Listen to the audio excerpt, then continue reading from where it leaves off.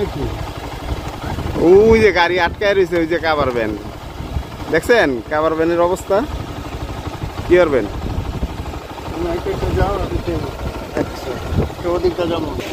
আমরা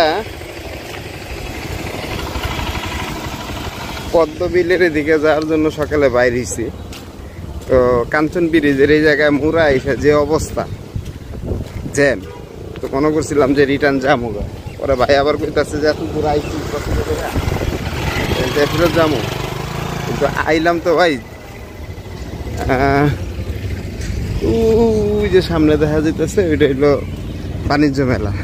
তো ওইটার থেকে একটু এদিকে আসার পরেই এই যে রাস্তার অবস্থা।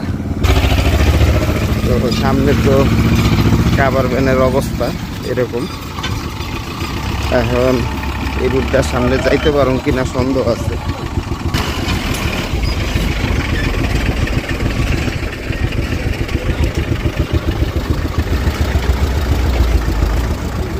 পুরা রাস্তায় কেমন ভাই? এরকম ভাঙ্গা কত দূর? কতটুকু সামনে পর্যন্ত? এ ভাই ধাক্কা দিতে হইব?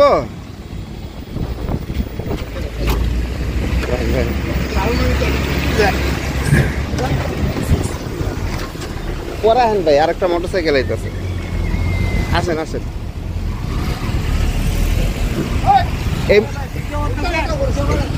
এই মোটর সাইকেলটা গেলে পরে আমরা যাবো একটু ভাই, একটু যাবো।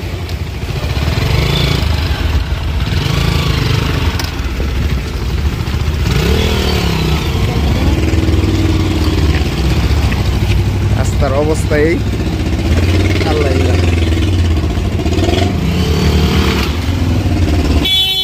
ইনশাল্লাহ যাইতাম।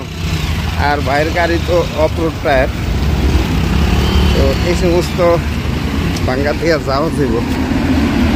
বৃষ্টিটা না হইলে এই জায়গার অবস্থাটা এমন হইত না। তো আলহামদুলিল্লাহ আমরা এখন ভালো রাস্তা আইতে পড়ছি, রিটার্ন যাইতাম কাছে। তো রাস্তার এদিকে কাজ চলতেছে, আর ওই যে বৃষ্টি হওয়াতে এই রাস্তাটার এই অবস্থা।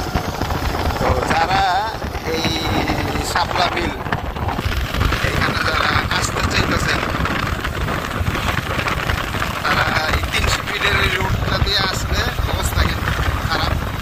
আমাদের ভিডিওতে আপনারা দেখতে পাচ্ছেন, বৃষ্টি থাকলে এই রোডটা দিয়ে আইসেন না, বৃষ্টি না থাকলে আসা যাবে। রাস্তা চিনার জন্য এইটা হইলো জিন্দা পার্কের রাস্তা, ঠিক এই রোডটা দিয়ে সোজা আপনারা চলে যাবেন একবারে জিন্দা পার্কের ওই পিছন দিয়া এক রাস্তা দিয়ে যায় আর ডান দিকে।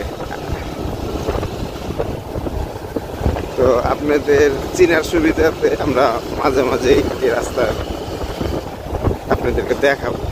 এইটা হইলো জিন্দা পার্কের গেট। আর জিন্দা পার্কের এই রাস্তাটা আমার কাছে অনেক ভালো লাগে, যেখান থেকে আমরা নামলাম। এই যে বাজার বামে যান ভাই, বাজার রাস্তাটা চিকন হইল, দুই সাইডে গাছ, প্রকৃতিটা অনেক সুন্দর লাগে এই জায়গায় আসলে। এই যে এখান থেকে ফুল দেখা শুরু। এখানে কিন্তু ছোটখাটো একটা বান্দরবনের ফিল পাওয়া যায়, উঁচা নিচা পাহাড়ের মতো। এই এলাকাটা আম গাছ কাঁঠাল গাছ বেশি, একটা গ্রামের ফিল পাওয়া যায়।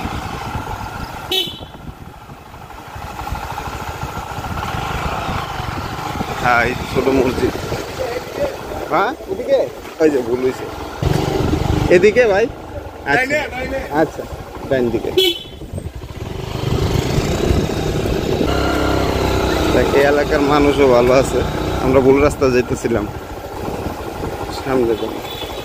ওই যে মোটর সাইকেল রাখা, আমরা সামনে। আচ্ছা সামনে যান।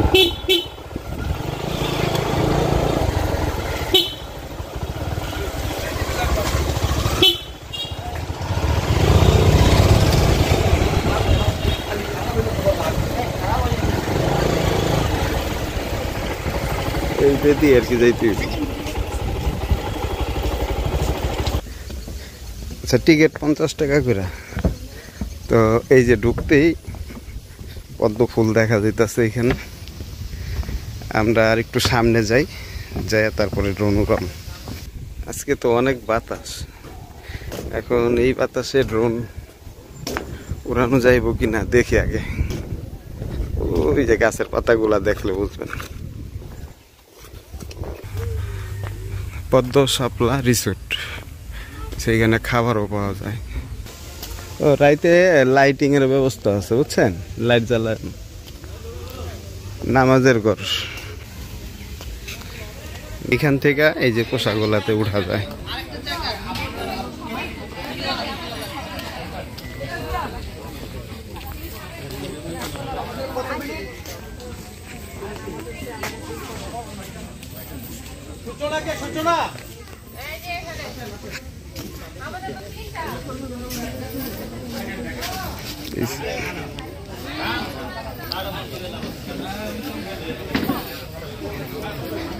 এই দোলনাটা মেয়েরা এখানে আইসা বসবে, সুন্দর একটা প্লেস।